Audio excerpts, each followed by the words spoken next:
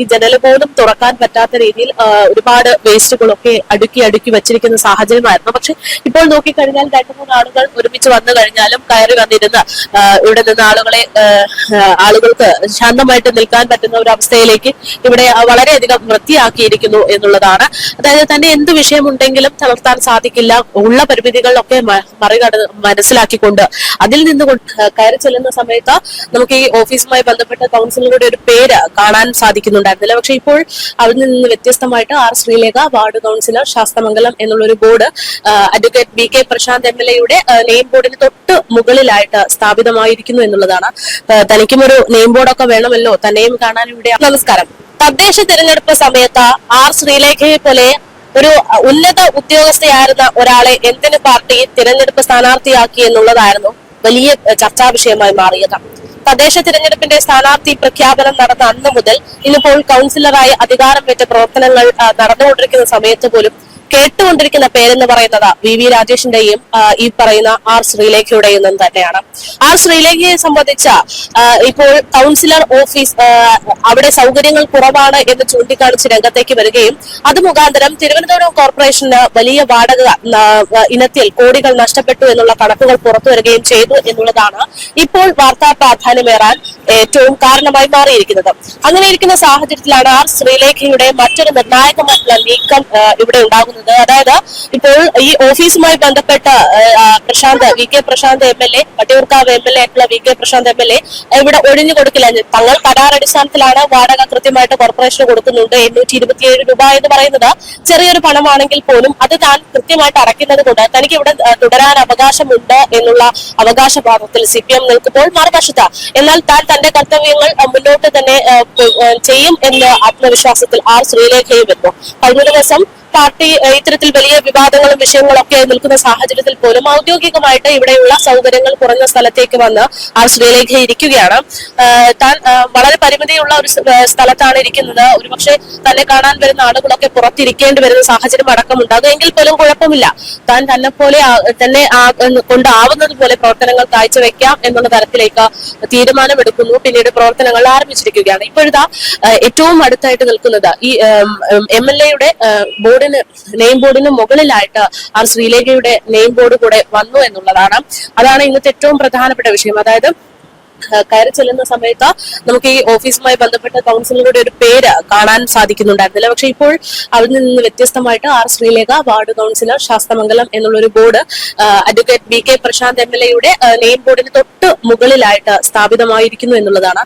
തനിക്കും ഒരു നെയിം ബോർഡൊക്കെ വേണമല്ലോ, തന്നെയും കാണാൻ ഇവിടെ ആളുകളൊക്കെ വരുന്നുണ്ടല്ലോ എന്നുള്ള ഒരു മറുപടി പ്രതികരണമൊക്കെയാണ് ആർ ശ്രീലേഖ നൽകിയിരിക്കുന്നത്.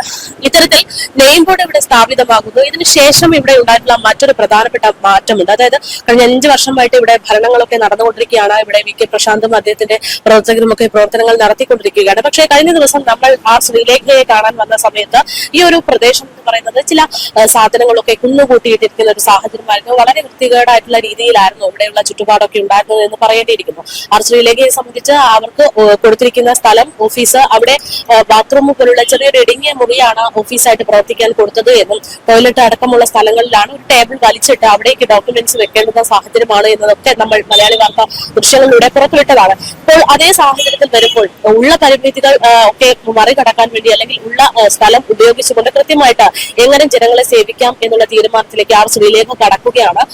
ഞാൻ തുടക്കത്തിൽ പറഞ്ഞതുപോലെ ശ്രീലേഖയെ കാണാൻ വരുന്ന ആളുകൾ ഒരുപക്ഷെ 2-3 ടീം ഉണ്ടെങ്കിൽ അതിൽ ഒരാൾ ഓഫീസിനകത്ത് കയറണം, ബാക്കിയുള്ളവരൊക്കെ പുറത്തു നിൽക്കേണ്ടുന്ന ഒരു സാഹചര്യമാണ്. അങ്ങനെ പുറത്തു നിൽക്കുന്നവർക്ക് ബുദ്ധിമുട്ടാകാതിരിക്കാൻ വേണ്ടി ഈ പുറത്തുള്ള ചപ്പ് ചവറുകളൊക്കെ മാറ്റിയിരിക്കുന്ന ഒരു സാഹചര്യം കൂടെയാണ് ഉള്ളത് എന്നുള്ളതാണ്. ഇവിടെ തുടക്കം മുതൽ തന്നെ നമ്മൾ വന്ന് നോക്കിയ സമയത്തൊക്കെ കണ്ടിരുന്നത് ഈ ജനൽ പോലും തുറക്കാൻ പറ്റാത്ത രീതിയിൽ ഒരുപാട് വേസ്റ്റുകളൊക്കെ അടുക്കി വെച്ചിരിക്കുന്ന സാഹചര്യമായിരുന്നു. പക്ഷെ ഇപ്പോൾ നോക്കിക്കഴിഞ്ഞാൽ 2-3 ആളുകൾ ഒരുമിച്ച് വന്നു കഴിഞ്ഞാലും കയറി വന്നിരുന്ന് ഇവിടെ നിന്ന് ആളുകൾക്ക് ശാന്തമായിട്ട് നിൽക്കാൻ പറ്റുന്ന ഒരു അവസ്ഥയിലേക്ക് ഇവിടെ വളരെയധികം വൃത്തിയാക്കിയിരിക്കുന്നു എന്നുള്ളതാണ്. അതായത് തന്നെ എന്ത് വിഷയമുണ്ടെങ്കിലും തളർത്താൻ സാധിക്കില്ല, ഉള്ള പരിമിതികളൊക്കെ മനസ്സിലാക്കിക്കൊണ്ട് അതിൽ നിന്നുകൊണ്ട് താൻ കൃത്യമായിട്ട് പ്രവർത്തിക്കാൻ തീരുമാനിച്ചു കഴിഞ്ഞു എന്നുള്ള ആർ ശ്രീലേഖയുടെ ദൃഢനിശ്ചയം. ഒരുപക്ഷെ അത് തന്നെയാണ് ഈ ഒരു തീരുമാനത്തിലൂടെയൊക്കെ നമുക്ക് കാണാൻ സാധിക്കുന്നത്. എന്തായാലും ഓഫീസ് മുറി ഇതാണ്, നമ്മൾ ഈ കാണുന്നതാണ് ശ്രീലേഖ ഇപ്പോൾ പ്രവർത്തിച്ചു വരുന്ന ഓഫീസ് മുറി ആദ്യ ദിവസങ്ങളിൽ നമ്മളോട് പ്രധാനപ്പെട്ട പരാതിയായിട്ട് പറഞ്ഞൊരു വിഷയം എന്ന് പറയുന്നത് ഇവിടെ ഒരാൾ കയറി വന്നു കഴിഞ്ഞാൽ അവർക്കൊരു പെട്ടെന്നൊരു ദാഹമുണ്ടായി വെള്ളം വേണം എന്ന് പറഞ്ഞാൽ പോലും കുടിക്കാൻ ഒരു വെള്ളം പോലും ഇല്ലാത്ത അവസ്ഥയാണ് ഇവിടെ ഉള്ളത് എന്നൊക്കെ നമ്മളോട് പറഞ്ഞിരുന്നു. പക്ഷെ ഇന്നിപ്പോൾ നോക്കുമ്പോൾ കെറ്റിലടക്കം, അതായത് ചൂടുവെള്ളം കുടിക്കാനുള്ള സൗകര്യങ്ങളടക്കം അവരുടെ നിയന്ത്രണത്തിലൂടെ അവർ സാധ്യമാക്കിയിട്ടുണ്ട് എന്ന് തന്നെയാണ് മനസ്സിലാകുന്നത്. എന്തായാലും കിട്ടിയിട്ടുള്ള സ്ഥലം അത് കൃത്യമായിട്ട് വൃത്തിയോടെ കൂടെ വരുന്ന ജനങ്ങൾക്ക് ബുദ്ധിമുട്ടില്ലാത്ത രീതിയിൽ അവർക്ക് അരോചകമായി തോന്നാത്ത രീതിയിൽ മെയിൻറ്റെയിൻ ചെയ്യുക എന്നുള്ള തീരുമാനത്തിലേക്കാണ് ശ്രീലേഖ വന്നത് എന്ന് തോന്നുന്നു. എന്തായാലും മാമിന്റെ ശ്രീലേഖയുടെ ഓഫീസിന്റെ പിൻവശത്തുള്ള സ്ഥലമാണിത്. ഇവിടെയൊക്കെ ഒരുപാട് വേസ്റ്റുകൾ ഇങ്ങനെ കുന്നുകൂടി കിടക്കുന്ന ഒരു സാഹചര്യമായിരുന്നു. പക്ഷെ അതൊക്കെ മാറ്റി ഒരു നല്ല രീതിയിൽ ഒന്ന് അച്ചടക്കത്തോടെ വൃത്തിയാക്കി വെച്ചിരിക്കുന്നതാണ് നമ്മളിപ്പോൾ കാണുന്നത്. എന്തായാലും ഈ പറഞ്ഞതുപോലെ ഒരുപാട് വിമർശനങ്ങളും വിവാദങ്ങളും ഒക്കെ ആ ശ്രീലേഖയുടെ പേരിൽ ഉണ്ടാകാറുണ്ട്. അതായത് ഇങ്ങനെ വലിയ ഹൈ പൊസിഷനിൽ നിന്ന് ഒരാള് ഇത്തരത്തിലൊരു ജനങ്ങളുടെ പ്രതിനിധിയായിട്ട് വരുമ്പോൾ അവരെ കൊണ്ട് എങ്ങനെയാണ് ഇവിടെ പ്രവർത്തിക്കാൻ സാധിക്കുന്നത് എന്നുള്ളത് അടക്കമുള്ള ചോദ്യങ്ങൾ, അങ്ങനെയുള്ള ഒരു ചോദ്യത്തിനുള്ള ഒരുപക്ഷെ മറുപടിയായിട്ട് നമുക്ക് ഇതിനെയൊക്കെ കാണാം. കാരണം ഒരുപാട് പ്രശ്നങ്ങൾ, വിവാദങ്ങൾ അതൊക്കെ ഉണ്ടാകുമ്പോഴും അതിനെയൊക്കെ മാന്യമായ രീതിയിൽ സോൾവ് ചെയ്ത് കൊണ്ടിരിക്കുന്ന ഒരു രീതി, അതിന്റെ ഒരു തെളിവ് തന്നെയാണ്. അത്രയും മലിനമായിട്ടുള്ള, അത്രയും ഈ കുന്നുകൂടി കിടന്ന വേസ്റ്റ് ഒക്കെ മാറ്റി ഒരു കൃത്യമായിട്ടുള്ള രീതിയിലേക്ക് ഇതിനെ ഒരു ഓഫീസ് സ്പേസ് ആക്കി മാറ്റിയെടുക്കുക എന്നുള്ള തീരുമാനം.